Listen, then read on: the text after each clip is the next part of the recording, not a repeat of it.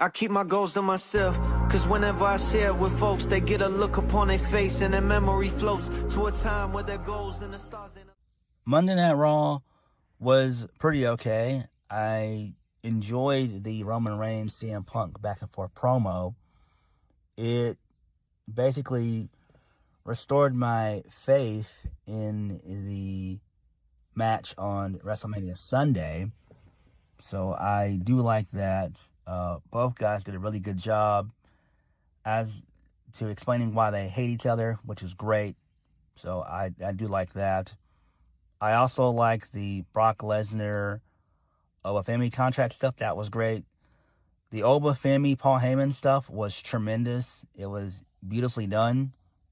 And Oba is on his way to being a top star in the company. He did very, very well in this promo. And I am excited for Brock versus Oba. That is going to be so fun. That's one of the matches that I'm looking forward to on WrestleMania. That and Jacob Fatu and Drew McIntyre. So we're going to get into Monday Night Raw from April the 13th, 2026. So we kick the show off with a backstage segment involving Roman Reigns.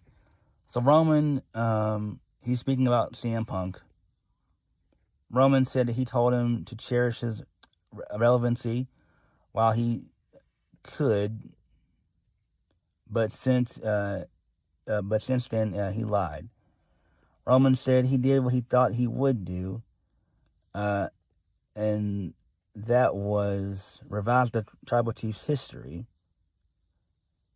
He said the fans lived through it all, so he exposed himself as a hypocrite. Roman said that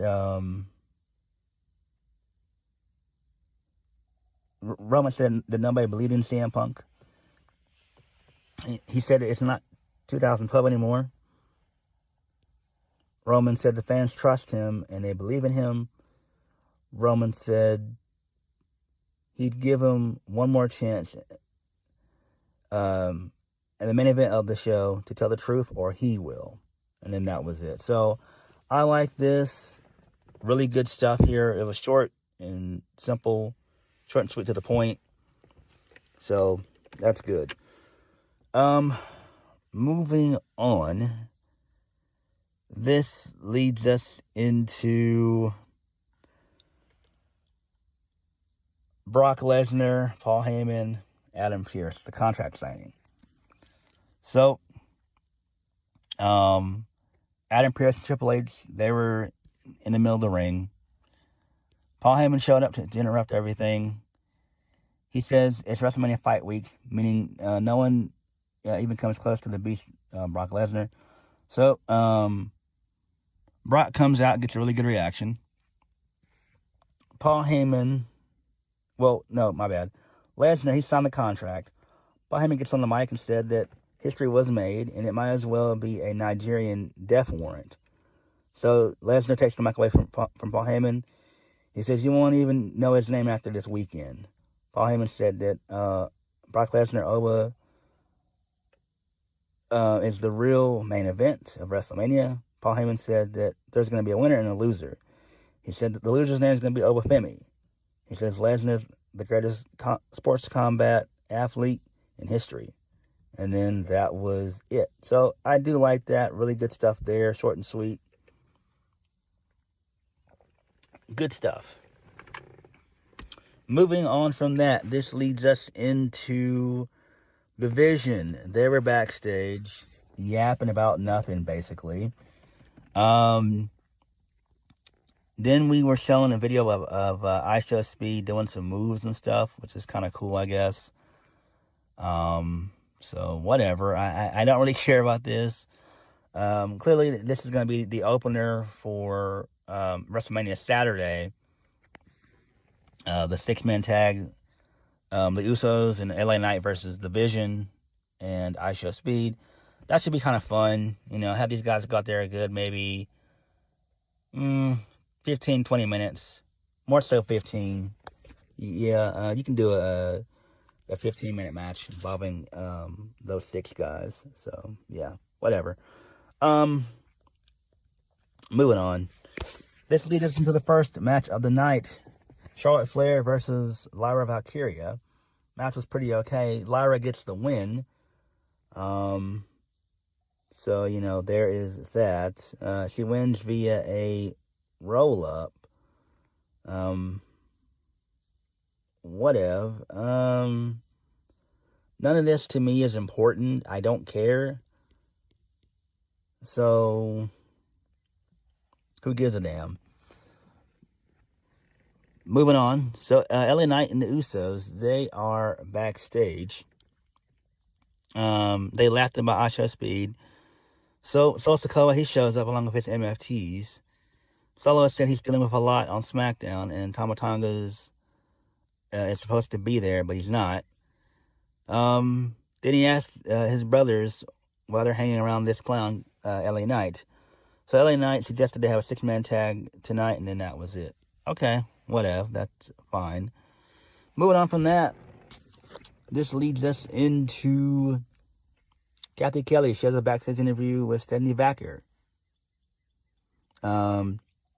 She asked her how things escalated with Liv Morgan.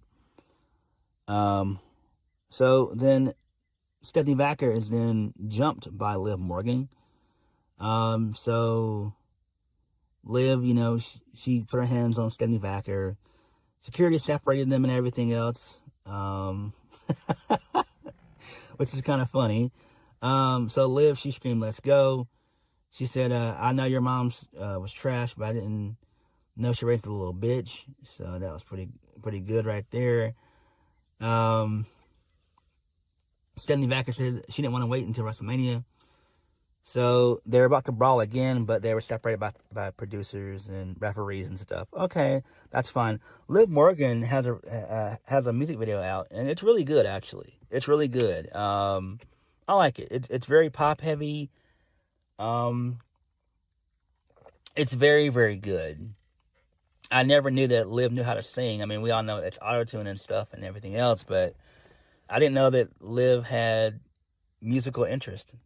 I'm being serious here. I didn't even fucking know that.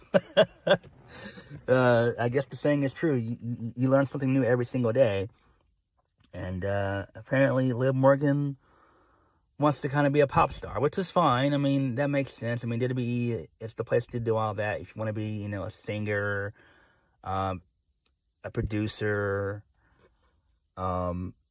go in Hollywood and stuff like that. They have agents for all that stuff. So yeah, I mean, that's fine. Whatever. Oh man. Moving on. This leads us into Kathy Kelly again. She was talking to Io Sky and asked if she had anything to say about what happened on SmackDown on Friday. Io Sky said at WrestleMania, no one will be rooting for Rhea, no more than her. So, Kairi and Asuka, they walk up to her. So, Io began to look startled.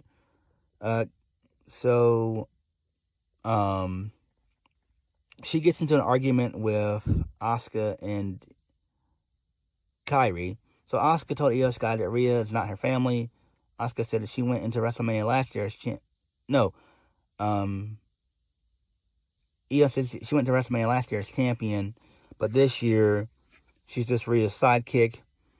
Io told Kairi that she didn't have to stay loyal to Asuka, and then Asuka said that Kairi will prove she'll prove herself against Asuka tonight. And Kairi tried to look brave, and then Asuka called her a good girl. This is fine. What's not fine is that Io is probably not going to make the Mania card. She more than likely will, though. I think she will. Apparently, rumor has it it's going to be like a standby match. Like, if Nikki can't compete, I think it's going to be Asuka and Kairi taking the place of the Bellas, I think. If not, and Nikki's good to go, I think it's going to be, I don't know, really. That's just what I heard, To me, it's dumb. I mean, you should have both Asuka and Io on the card. They've been feuding since last year. You kind of want to put a knot in that story and move on. Like, what the fuck are you doing? So, hopefully, both women can make the card. They should be able to. So, whatever. Moving on. The Usos and LA Knight. They defeat Solo Sikoa and the MFTs. Didn't watch this. Did not care at all. Tama Tonga, he showed up through the crowd. He had on sunglasses and stuff, so he was just chilling. I'm guessing maybe he was talking to Nakamura or whatever. Him and Solo had some words with each other, and then LA Knight ended up hitting the BFT for the 1, 2, 3. I don't give a damn about any of this shit. Let's move on. And so apparently we're going to get like an 8-man tag on Friday for no apparent reason. It's going to be like a street fight or whatever. The Wyatts versus the MFTs. Oh my God. I'm not watching that shit. I just don't care about that. They've been feuding for months. Who gives a damn? Moving on. This leads us into Gunther. So, Gunther got into the ring briefly. Seth Rollins jumped Gunther. And then he got on the mic. Seth Rollins told Gunther he jumped him 2 weeks in a row.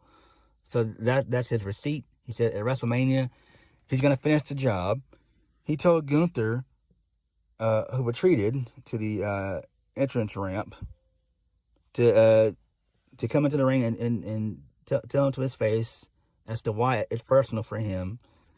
And why he's not going to just go after him to kiss Paul Heyman's ass.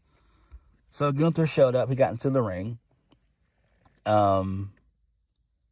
So he said solving Paul Heyman's problem with a smile on his face because for years, Seth Rollins has pissed him off by strutting around claiming to be the best.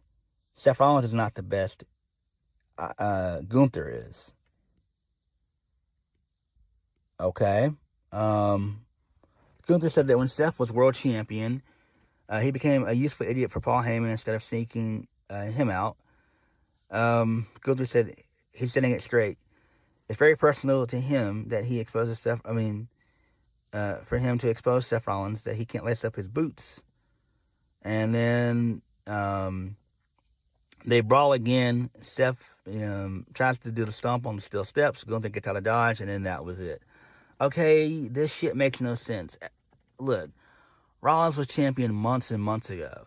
Like, Rollins was champion around, I want to say around July of last year. So he was champion for a little bit, right? Then he ended up losing the title to Punk. So, I mean,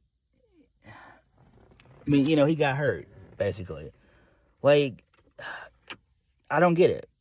I really don't. Really and truthfully, Gunther and Seth Rollins, they should have faced each other back when Seth Rollins was champion. Like, during his first run as World Heavyweight Champion. I'm trying to think. Was Gunther on Raw at that time? I believe he was. And I'm surprised that they haven't crossed paths since then. But it's been about like a year and some change since both these guys have crossed paths. I just don't care about this because, like, there's no story there. All this stuff is manufactured. It is what it is because, Seth's basically like a mid-card to main event guy. Same thing with Gunther. I mean, they've tried to make him a main event guy, but he's not. Like, he's not the guy that you build a company around, right? Like, him and Rollins are very similar. Like, they're both good work rate guys, but that's it. That's it. Like, that's all they offer. I mean, Rollins, he does good character work when he wants to. Gunther, he's one-dimensional. You know, we've never seen him in this babyface role.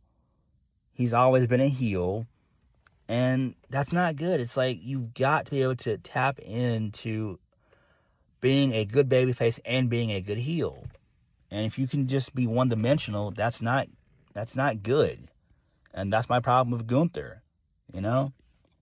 Like, I'm a fan of his work. Like, he's fucking great in ring, but that's it. All right, moving on. This leads us into a vignette of the Demon. So we see his eyes. So Michael Cole said that for the first time in 3 years, it's going to be, the Demon version of Finn Balor, he's going to be at WrestleMania to face Dominic Mysterio. Okay. I mean, that's fine. I mean, we all knew this is where it was going to lead to. So that's fine. I mean, it should be fun, you know. I'm trying to think, does this take place on Saturday or Sunday? I wasn't really paying attention when this was going down. All right, moving on. Dominic, he complained to Adam Pearce about putting his dad in a match at WrestleMania. So Dom said that he signed a contract to face Finn Balor, not the Demon. So the match is off. So Adam Pearce said that Ray's getting what he deserves at WrestleMania, and so is Dom. And then Dom says that's not fair. So, you know, there's that. That's fine. Moving on. This leads us into Io Sky versus Kairi Sane. Kairi defeats Io. So this is a pretty decent match. Asuka ended up getting involved. Then Rhea came out to make the save. Then Jade Cargill came out. She got into it with Rhea. They had a little brief brawl and stuff. And then Io ended up losing to Kairi. I think she won via the insane elbow or something like that or whatever. So, I mean, that's fine. I think she won via roll-up. But anyway, it don't matter. She won. This makes perfect sense. I actually do like this. I'm a fan of this. This is fine. We need to do Io, Asuka at Mania. Whether it's night 1 or night 2, put them on the card. It makes sense. This is a story that you've been telling for, I want to say, at least a year or more. And we need some type of conclusion, right? This is the student-teacher dynamic that we should have got from Randy and Cody. But we need to get that from Io and Asuka, right? We need that. We really do. And again, hopefully both women can make the card, because it would not be good if neither of them make the card. But I think they will. Because WrestleMania, in my opinion, you should be able to have at least 16 matches. 14 to 16 matches. Meaning you can get away of doing night 1 and night 2 of 8 matches, right? And you could still get out in like 3.5 hours, right? So, you know, there's that. Moving on, this leads us into the Oba Femi Paul Heyman segment. This was great. This was the contract signing segment. This was excellent. I love this. This was the best thing on the show. This was even better than Punk and Roman.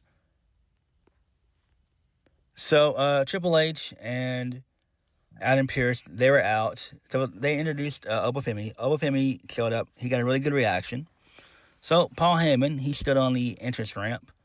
So Paul Heyman said that he's never seen anyone come on the scene and be regarded by fans as the biggest star in the industry so fast. Paul Heyman said he knows to keep his distance. He said Oba Femi is the most violent person to come into WWE since Brock Lesnar. Paul Heyman says that Oba's the fastest rising star to the top since Oba Femi. I mean, my bad, since Brock. So the fans chant Oba. Paul Heyman said that they're starting to piss him off with that. So that was kind of funny. Paul told Oba that it all comes to an end as everything he's built is going to be coming crashing down. Come crashing down at the hands of Suplex City and an F5. He said Oba Femi will be conquered by Brock, but he gave Oba his word that when he needs to rebuild his career after WrestleMania, his door will always be open. Oba told Paul Heyman to stick everything into him to not beat his ass right here and there. The fans can't beat his ass. I got a chuckle out of that. Oba said he could do that, but the scars would heal, whereas if he beats his beast, those emotional wounds will last forever. So the fans cheered. Oba told him that as far as his job offer, the door to the only job he wants is the door to WrestleMania. He said 2 months ago, Paul Heyman and his beast issued an open challenge to whoever would step up without caring who would. Oba said there has been 25 years of history that says Brock Lesnar can't be beat, but he has 4 weeks of history that says he can. Oba says Paul Heyman feels it, he feels it, the fans feel it.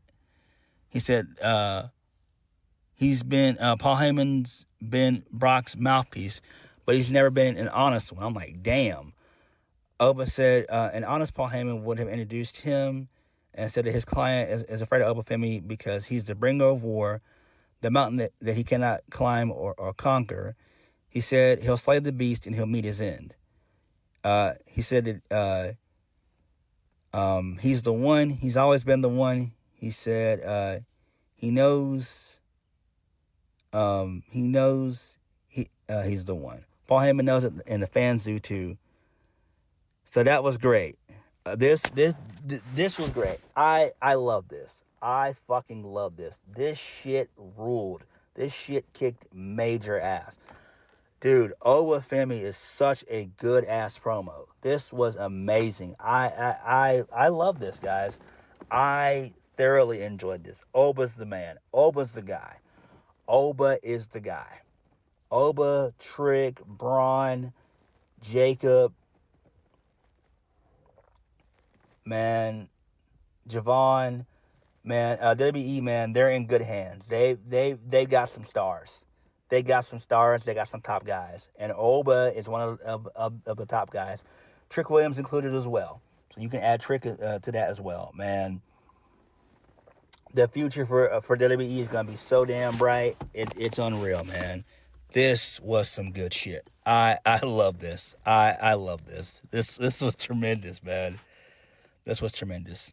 Dev and Jenny McDonough, Javon Evans, and Dragon Lee, they defeat Rusev and Jenny McDonough. Post-match, Rusev attacks Dragon Lee. Rey Mysterio comes out to make the save. Penta came out as well, and that was it. So it's fine, I guess. Rusev basically beat up everybody involved. So okay, that's fine. Whatever. Moving on, this leads us into the closing segment of the show. Roman Reigns, CM Punk. So Roman Reigns shows up, gets a good reaction as per usual, and he wants the Sacramento crowd to acknowledge him, and they do. Then CM Punk comes out. He makes his long entrance through the crowd. This thing went on for a good 5 minutes. I'm like, what the hell's going on? So CM Punk said that he watched the cold open that looked like a political smear campaign put together by Roman Reigns. Punk said he came out there to tell Roman the truth. He said the fans will be his witnesses and Roman Reigns will be the judge, jury, and executioner. He says, tell me when he's telling lies. So,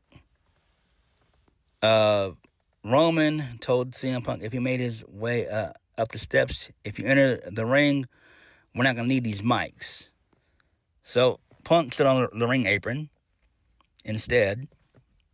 Punk said he thought about it over the last couple of weeks. He said he hates Roman. He said he hates him because he envies Roman. So Punk says this is all he ever wanted. This is the only dream he ever had in his heart since he was a little kid. He said he envies the fact that it was handed to Roman. He said he hates that Roman was champion for 1,316 days because after some self-reflection,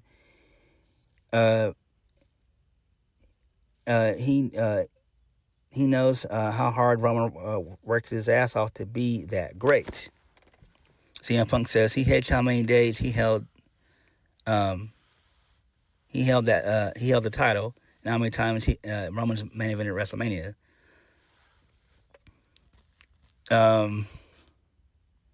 So Punk says that he hates. That he envies and he hates. He feels that way.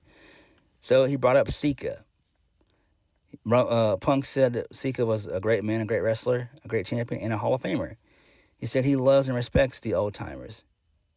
Punk says that he hates that he invoked his father's name in vain, and he sincerely apologizes to Roman.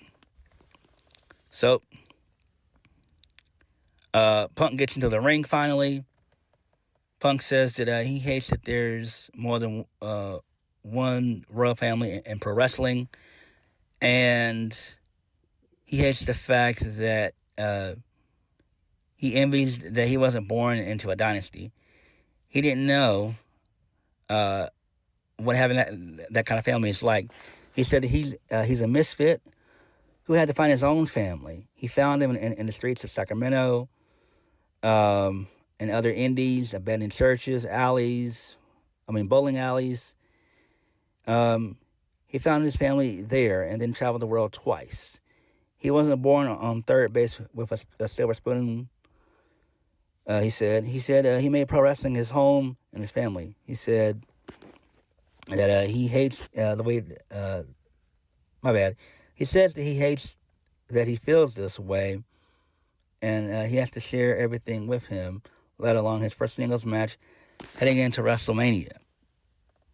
CM Punk says that he has gold on his shoes and around his waist, and on late Sunday night, after the desert sun has set, he will have gold above his head, and the ring announcer will be declaring him and still World Heavyweight Champion CM Punk. So I like that. So Roman Reigns said that's probably the truest stuff he's ever heard him say up until the end. He says, let me tell you something true. He hates him too. Roman says he's hated him for a long time, but the main reason is because of his relationship with the fans. He said he hopes one day when he leaves, the fans will miss him like they miss CM Punk. Roman said he hopes that they cheer for him for 10 years like they did for Punk. No one can ever take that away from CM Punk. Roman said on Sunday, the reality is the time is up. He said he gave him 2 months of relevancy, and he did nothing with it. Roman got intense and said, and knew. Roman said on Sunday, they began to fix the mess he started. And we make this place where we had it, at the very top of, worth every single dollar. And he said on Sunday, the tribal chief takes over, and you, along with the whole world, will acknowledge him. And then that was it. So this was great. I actually enjoyed this. This was beautifully done here.